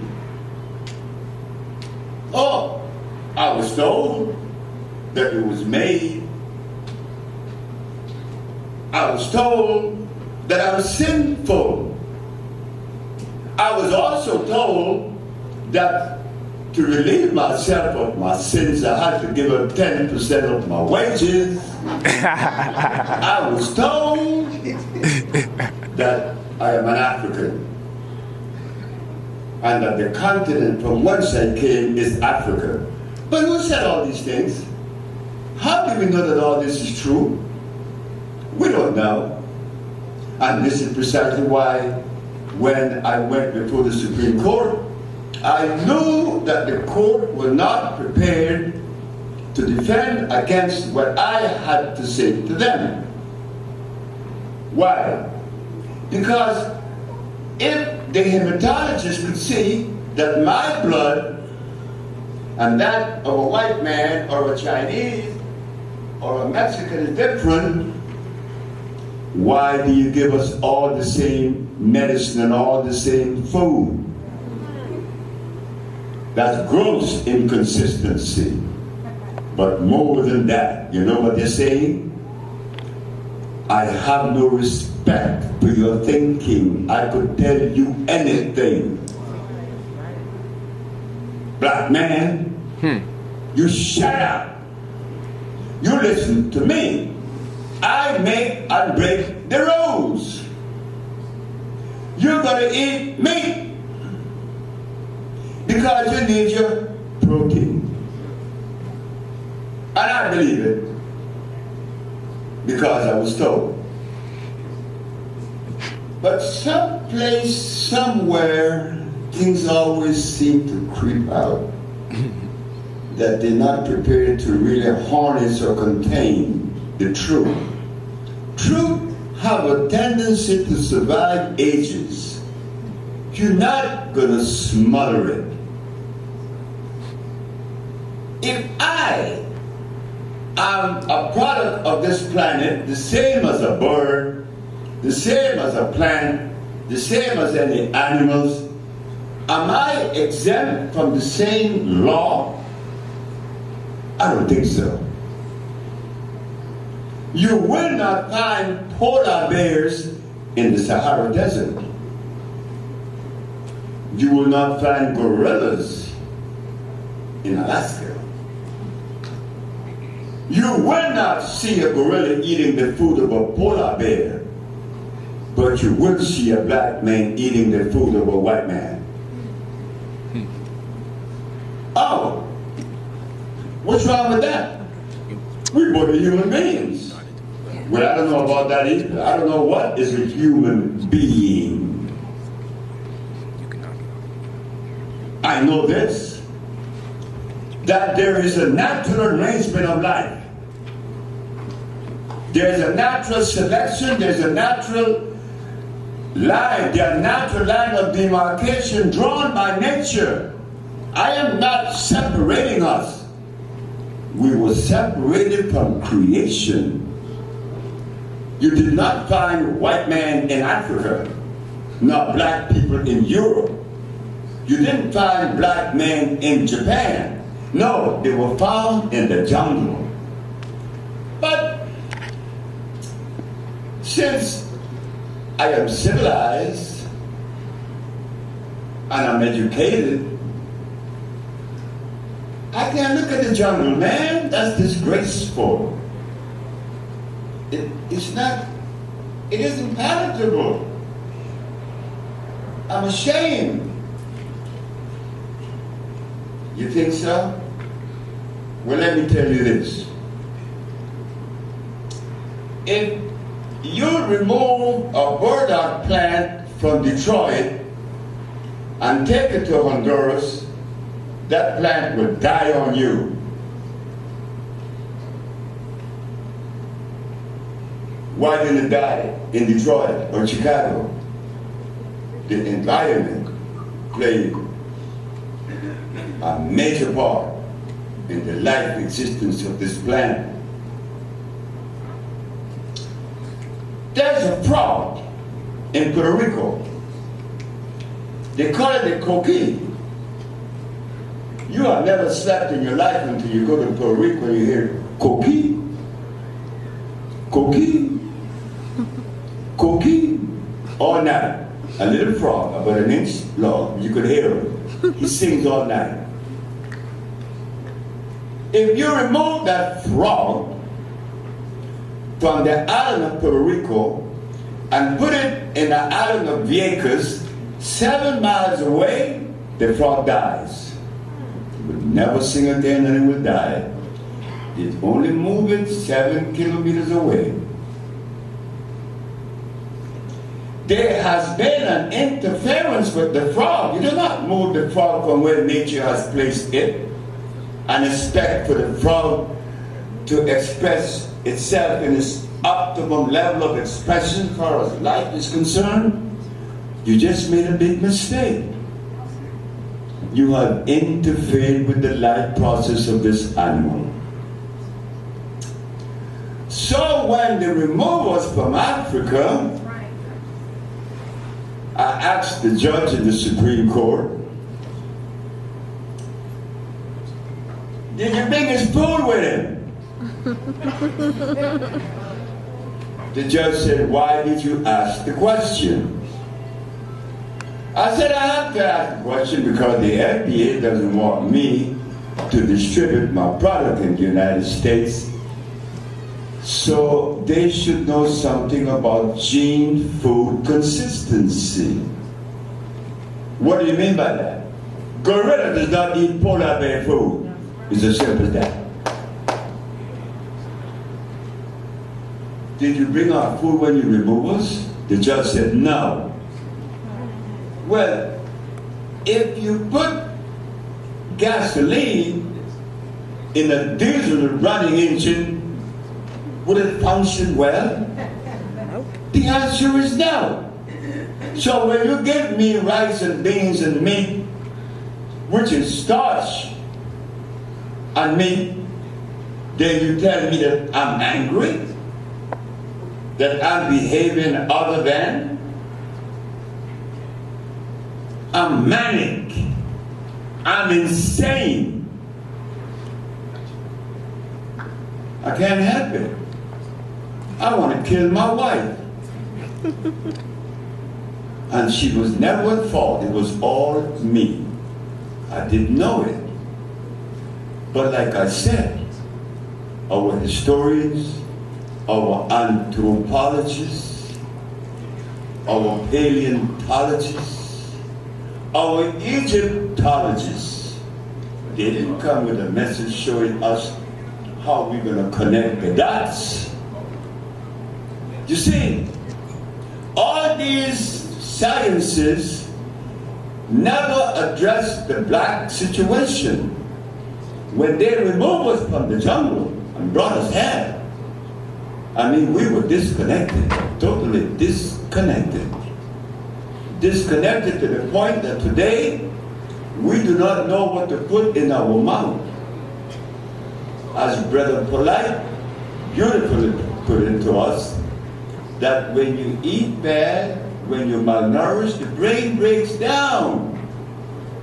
I remember when I was in that state, paranoia and schizophrenia, when I got to the psychiatric ward in New Jersey, I remember seeing someone that I knew as a little boy, younger man in my 17th birthday, somewhere around there, my teenage years. I said, Lara, what are you doing here? He said, what are you doing here? We both were very sick. So how sick are we now? Are we less sick? The process of processing food is greater now than before. What are the chances of my little babies that are being born to meet a young man their age to marry and guarantee that the trend would change, that we would become pleasant with each other again, that we would be in love? Because the answer is what? Love is the pursuit, not so much for your recipient, but for you, yourself. You have to be at peace with yourself. And I remember when I weren't. Today I'm 82, and I feel cheated. I feel that life went by too fast for me because I just began to feel happy. And I suppose it's because I've been married for 50 years of my life, and I'm 82, meaning I've only been free for 32 years. And it's a freedom that I don't want to give up now. There are some sisters who think that they're in love with me. There is one that is 28 years of age, which is the mother of my little girl. She's 28 and I'm 82. I say, how could you be in love with me? Why do you want to do that? You know, I wish that I could tell you that I am in love with you, but I am not. And if I tell you what I'm in love with, the only thing that I could single out is Africa. From a little boy, my grandfather, the Haitian that spent many years in Africa, told me that all my efforts in life should be for the reconstruction of Africa. That's all he talked about. And I grew up with that. But in focusing on Africa, I was seeing this black woman. And this black woman showed me that because of her environment being an alkali one, I was able to extrapolate from the forest, the herbs, that are alkali, that was part of her environment. You see, look, I want to make this distinction and I want to draw this example. So show this example then. It's important to me. In 1973-74, did you all remember when everybody was flying and going to Egypt? Yes, you do. Dr. Joseph Ben Jokanan was taking a bunch of brothers from LA to Egypt. I didn't go. I didn't go because my head's in the jungle, not in the desert. So my friends went to the desert and looked at the tombs of Ramses and Nefertiti and Queen Tai. They came back with souvenirs. I went to the jungle. I came back with Kankansa, Popa, Sia, Marula, Hoodia, and Michael Jackson, stepson or son, had a tumor in his frontal lobe, and the herb that I came back with from the jungle removed the tumor in less than 15 minutes, just by inhaling. Those that went to Egypt came back with some souvenirs. And that was all. That's the reason why I could see me going to Egypt. And to go to Egypt is a little bit tedious because you don't know when the Italians controlled Egypt, or the Greeks, or the Persians. You don't know. We don't know. But that's not even important. What's important to me, and always has been, that jungle. That jungle, when the teachers work to eat, and it has it there now. They don't have anything in the desert, but the jungle has the stuff. The jungle has the phosphates, the carbonates, the iodides, and the bromides. The city has what? Arsenides, cyanides, mercury, antimony. These are product of the city. You see what happened?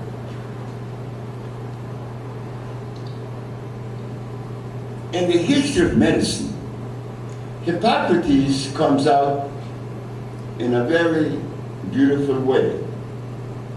Although many of us that are black don't want to hear that. We want to hear about Imhotep I. Well, let me make the comparison with Imhotep I and Hippocrates. Hippocrates cured every disease that man has ever known. And he learned that by observing the Africans in the jungle also. In Hotep I, he opened the human body. He was the first to do that. But like we all know, that if the human body needs to be opened, it would have a zip on it. So I have no respect for Imhotep I, like I have for Hippocrates. Because Hippocrates understood that the herbs heal. They has to, because they were electrical. He may not have known that they were electrical, but they are electrical. You see, this understanding of herbs that I'm projecting tonight, you do not find in a book or many books or in a school of thought, because I don't know why they don't want us to be privileged to that information. But anything that is native, native means that which is part of the creation of the planet. That which is part of the creation of this planet. Meaning that which is native, that which is electrical. Because why? It has carbon, it has hydrogen, it has oxygen. I don't like to talk like this because it sounds too scientific. And I know that it is unnecessary. But in today's world, it is very much so. Because when Brother Polight was saying that he would like in carrot juice, so did I, and so did Lorenzo Pace, and many other brothers that were sick. The reason why we have to draw this line of demarcation and make this distinction about what is organic from what is natural. You see, when we use the word organic, we want to be careful, because I could grow carrots organically, meaning I could grow an artificial plant without the insecticide and the pesticides. But it is artificial from the get. So what use is it? If the carrot is organically grown, no good. It has starch. Tonight, I want you all to leave with the understanding of something that contained in this speech. What is it that I left with that I could protect myself against in the future? Well, one of the things that we found out, or you should know, nature does not create anything that has starch. Why? Starch is known as carbonic acid. It was a bowl milk included that everybody knows about, that the dog had to go and drink every so at such and such an hour. They would ring this bell, and the dog would go and drink this milk. But in the milk, there was something else. There was what Brother Polight talked about. There was glucose. There was sugar. The dog eventually salivated itself to death, but they accomplished their experiment. So there's a little boy in Honduras that was being fed by the babysitter, and the mama noticed something, that the baby is a year and 6 months, a little boy, toddler, didn't want the mama to prepare his bottle anymore. He wanted the babysitter to prepare the bottle. Why? The babysitter used to put 2 tablespoons or 2 teaspoons of sugar in the bottle and shake it up with the milk. Sugar is not a food. Sugar is a drug, is a stimulant. It affects us adversely. It makes us nervous. So as we deliver this speech tonight about healing and nutrition, Dr. Sebi has been accredited for curing AIDS. Of course we cure AIDS. We cure sickle cell. We cure blindness and diabetes. We cure them. We're privileged to say that because we earned it. When the statement was made in the Supreme Court in 1988, they could not assimilate that or even accept that. Number one, it was too strong. It didn't sound scientific. And then a black man arrested. While I was in jail, I knew that my argument was going to be challenged, what I had to say there. But it was okay. I was going to win. I knew that. It was going to win because I knew that, I want you to notice carefully, that there are philosophies of every other race or ethnic group. Okay? Well, don't you think that we should develop our system that would complement our genetic predisposition? I think so. So when I got to New York in 1983-4, I was wondering, why didn't the previous healers at least consider developing a system around that African genesis which hold the secret? You see, to many of us, we feel that if I turn my back to Africa and look towards philosophy, which is Europe, that I'm safe and it is clean. But let me say this. The minute you turn your back on Africa, you're in danger zone. You're inviting disease. Because our genesis is there. Our food is there. It's not in the form that you and I would like for it to be, baked or fried or boiled. That is nutrition. Nutrition is that which is electrical and going to assimilate in the villi and the intestines. Those herbs are still there. When I came back with the cancer, and we gave it to a brother out there in Oxnard, he was in his 90s, he was having sex with everybody. He couldn't help it. You see, whenever you begin to select the herbs that are natural, which are electrical, you cannot miss. But when you use aloe vera and golden seal and ginseng, without you knowing, these things are hybrid. They are non-electrical. They cannot deliver. We need to have more of these meetings and also workshops to further elevate our understanding, because we all are growing. Even though I have been attributed to curing these diseases, you think I know everything? You already know that I don't know everything.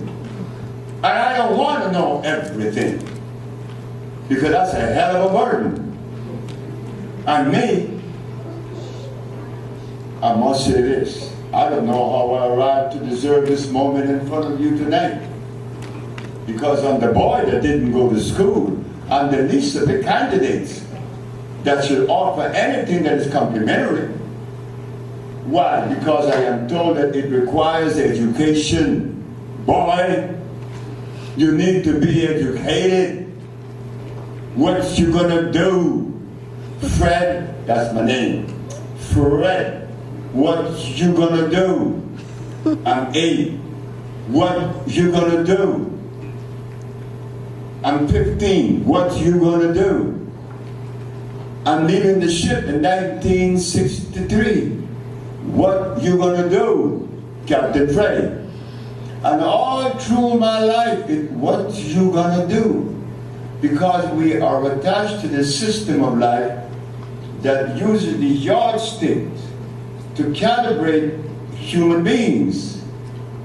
So naturally, that same yardstick was used with me, but it doesn't work. The barometer and yardstick that you use is yours. Could not be applied to another. I don't even know how you think. And you certainly would never know how I think. It's not that I think better than you. I think differently. And all of us has that uniqueness about us that makes us special. All of us are special. And when Brother Polight said that he worshiped black women, well, that's all I've ever worshiped. That's the only God I would ever know, regardless of what they have done to me. And you know, just recently they took my business, my ex-wife from my manager. But I knew that when they did that, that was out of a state of disease. Because the black woman, in reality, she's not a thief. She's not an embezzler. She's none of that. But we are that now. I used to use cocaine by the tons. Why? Because I live in a society that gives me cocaine, that gives me alcohol, that gives me cigarette. I could have it at my disposal. That is the society in which I live now. So, if there is anything that we need to do, is to afford each other that degree of tolerance to understand that we all have been bitten by the same poison.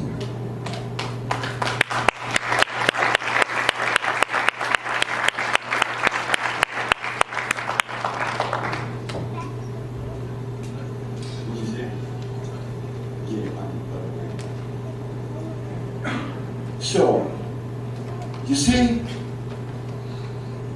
it was common sense against philosophy.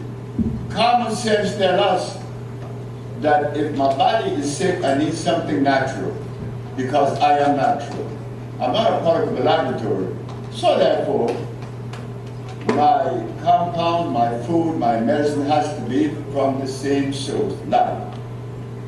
If nothing we understand this evening, we have to understand, we have to remember then that it has to be alive. If nature didn't make it, don't take it. Don't take it if nature didn't make it. John Crotty, the bicentennial poet, said, if you don't watch the things you eat, the things you eat will soon eat you. I put together compounds that represent this electrical vibration that exists on the planet. We call it viento. They're selling it over there. They got the bioferro, which is iron, which is something that we all have been deprived of. Iron is the mineral that our body requires to maintain that electrical impulse and that vitality. That has been taken away from our diet 500 years ago. But with Pablo, one of the most intelligent individuals that I've ever met in the understanding of herbs, we were able to put together a compound known as bioferro that energy needs immediately. The other one is the Green Food Plus. Many people have talked about the lymphatic system, their sugar, their pressure, all that responds immediately. So yes, we put together those compounds based on that life arrangement, that life structure, which is what? Carbon, hydrogen, and oxygen. something that's alive. Dr. Sebi is not a scientist. Dr. Sebi is not educated. He's just another brother that has some information that has worked in the past and will continue to work, and I hope that we will improve it as we go on. So, brothers and sisters, we have come to the ending of this little talk.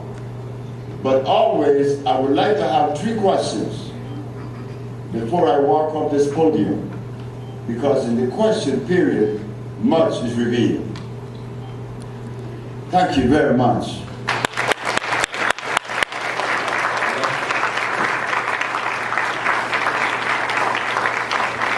Yes.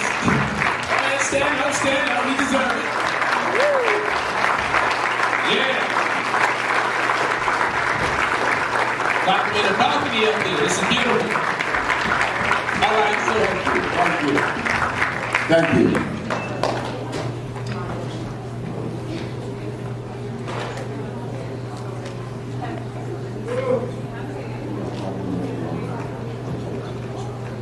all right, so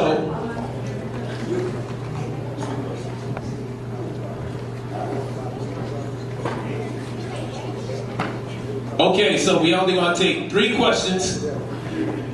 That's the first one there.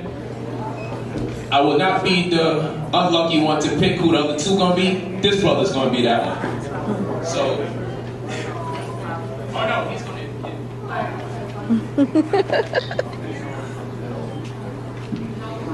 All right, so we still have her ask some questions. Hello, Dr. Sebi. Alexis Miranda. We met once before with this gent here, Ramses. Good to see you. I have a question. Well, actually, I have like 2, but I'll go with 1. Okay, so I am a newly committed vegan. I've been doing this for about 2 years, on and off. What I do struggle with is protein. And so we talk about electricity and foods being live, but I don't know, I can tell that I'm not getting protein. I took her to Silver Spring, and I began to treat her against the will of the physician at Georgetown Pediatric Hospital. At the ending of 3 months, they caught up with us, but the little girl no longer had sickle cell. The police took me to the hospital, and the parents too, and they come the superintendent and the manager, the hematologist, Dr. Steinberg. She noticed something, that I had not given a kilo any protein for 3 months. Dr. Sebi, I noticed that you did not give a kilo any protein for 3 months. I said, Dr. Steinberg, I don't even know what protein is. So I couldn't give the girl something that I don't know about. You don't know? I said, I most certainly doesn't. What is protein, Dr. Steinberg? It's one of the 19 amino acids, the building blocks of life. I said, is it electrical? She said, I don't know. I said, you don't know? But the human body is electrical. And the human body only assimilates a substance through the process of chemical affinity. Electric body, electric food. So when you said that you think that you need protein, I don't believe that that is quite right. Because I haven't had protein in 52 years. I took eggs and meat and everything that constitute protein from my diet. And when I was eating a lot of protein, pork chops, especially because they tell us that the source of protein that's highest come out of a hog. When I had more hog meat, and more lamb and chicken, and I couldn't have sex from the age of 28 until the age of 30. And I had protein every day. I stopped having protein, And I'm still making babies at 81. So enough for the protein bit. That does not exist. You don't need protein. And you don't need no vitamin A or B or C because the body's not made of those things.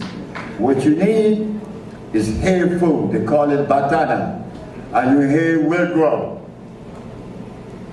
And we have that compound for you. Nothing to do with protein. Next question. Thank you. Hello, Dr. Sebi. My name is Portia. I'm over here. Thank you for being here today. I've learned so much from you. About a year ago, I started changing my diet habits before I even knew about the vitamins you provided and, eating electrical foods. I just started going more to the vegetarian or vegan lifestyle in general. But what I noticed was with my workouts, I would be lightheaded all the time. Now, I'll say that I didn't take your vitamins and probably wasn't really focused on electric foods, but I was definitely taking out meat and doing more veggies. But yet, I couldn't get the workout without feeling lightheaded. So I'm just wondering, as I move toward that again, like what are the things that I need to be digesting to make sure I have the energy I need and, the energy I need to get to a workout. And then secondly, in doing this new lifestyle, or changing my lifestyle, I should say, I'm also on birth control. And sometimes I wonder, is birth control counteractive to the positive changes I'm trying to make? I would think so, because birth control is made up of chemicals and hormones. You don't want that. It confuses your endocrine system. It confuses your endocrine system. You don't want that. But the first question was what? I would get lightheaded after my workout. What was it? No, yes, their energy. What you should take and what we all need is iron. Iron has been omitted from our diet for a very long time because the carbon level in our body is so high, it requires iron to keep it pulsating, to keep it energized. Like the bone needs calcium, the blood needs iron. But the iron I'm talking about is not a piece of the mineral. It's the plant that is fluorine or phosphate that is electrical. You need iron. You don't need any other but to energize the body. Thank you. Next question. Yeah, Dr. Sebi, I just wanted to ask, in 1988, I was listening to, I believe it was Front Page, and it was talking about, it was a doctor, I was wondering if it was you or not, it was talking about a doctor that took 22 cases, I believe, with AIDS amongst the Supreme Court, and they had it at one time, and after you gave the treatment, whatever, they didn't have it, and it was proven it's in the Supreme Court laws. And the second part to that question was your name, Sebi. Is it Kemetic Egyptian or what? I know you said it was Fred at first. The name? Yes. Yeah. You know, the name Sebi was given to me in this city by a group of women. Everything around me surrounds women. I came out of one, and it was one that raised me, and it was one that told me that I was going to be what I am. And the group of them came when I was living on 143rd Street and told me that my name was Sebi. I don't know where this name originated, its origin. I know they gave me the meaning. They said it meant forever changing traveler. Probably so. I don't know. Because myself, I don't like to even call a doctor Dr. Sebi. I don't know what a doctor is, you know. I know a woman is a healer. And I only came with the message, but I don't know anything about me except everything about me was told and given to me. So yes, I don't know. I don't know. Thank you. I say, the last part though was about, did you do that? The Supreme Court, did you? That was your case, that was your case that went before the Supreme Court and that they came back healed with AIDS? What did he ask? Hoodie. What year you said, bro? Egyptian hoodie. Oh. Well, let me say this. Everybody believed that this case was so big, and it may have been to many. To me, it was nothing. But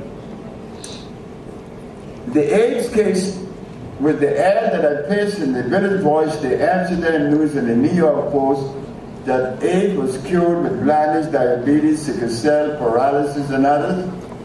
Well, when I took the witnesses to the Supreme Court, they had to accept that. But the problem with me and the state was that the state could not accept that someone was cured of AIDS and that it was done with vegetables, not a chemical. But I was able to prove and still have the diagnostic sheet in those books that you see being sold up front, showing HIV positive to HIV negative.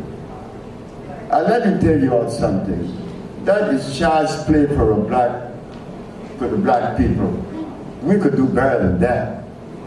You see, we just haven't had the privilege to do the research independent to what has been done by other ethnic groups and races. We need to begin to do that. Yes, we won the case, we prove it, and I cure AIDS. I could say it openly and I advertise it on the internet. Well, why can't they come back and arrest me? Because it is the truth. That's right. And we should be proud that your brother, that you made this image. When this brother came to this country, he had $5 in his pocket, a pair of tennis shoes. You took him in, and you gave me what I have now as a background. And I want you to know that I appreciate you, and I love you. I respect you. Thank you very much.